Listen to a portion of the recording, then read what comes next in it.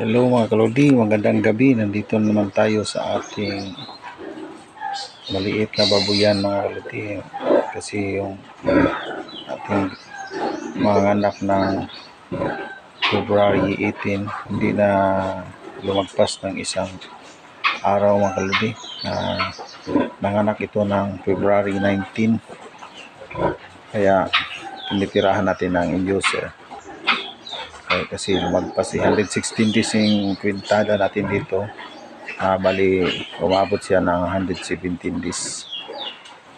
Ito yung biik niya mga kalodi. Ating tinatanggalan ng pusod. Kinukurot lang natin. Hindi natin ginagamitan ng mga kalodi, ng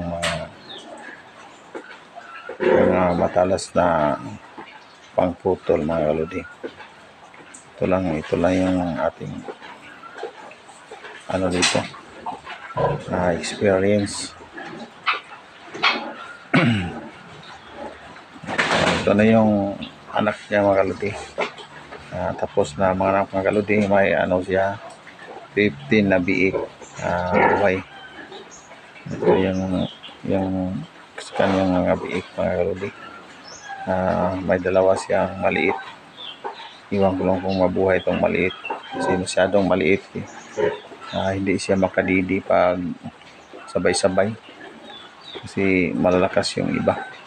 Kailangan talaga ialisin yung mga malulusog, iwanan yung maliit na biik para makadidi. Iwan ko lang kung mabuhay yung dalawang maliit kalodi. Yung 13 malakas naman, malusog sila. Ito yung atin na mga anak sana sa February 18, lumagpas to yung isang araw. Kaya pagdating ng 19, tirahan natin ng Lutalize. Induce natin para lumabas. Pagka kalahating gabi lumabas naman. Pasalamat din tayo.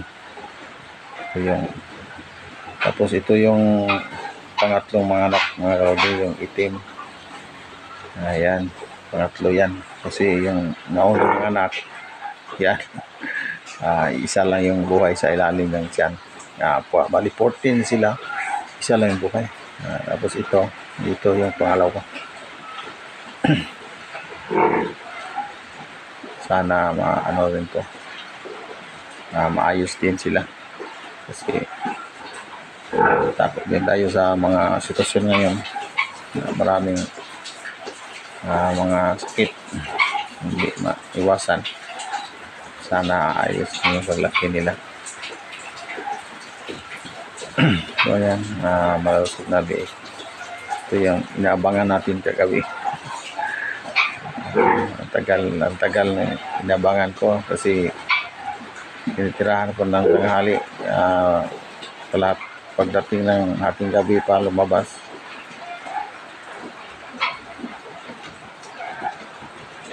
Yan, ito yung natin pangatlo.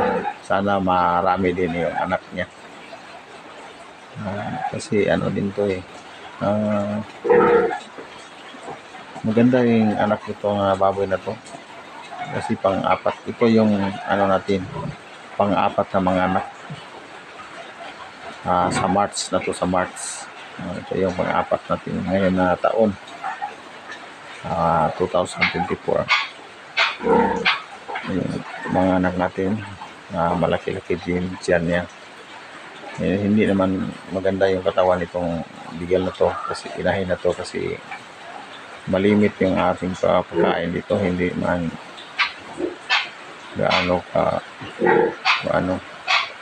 feeds, hindi feeds yung pinakain natin. Ito yung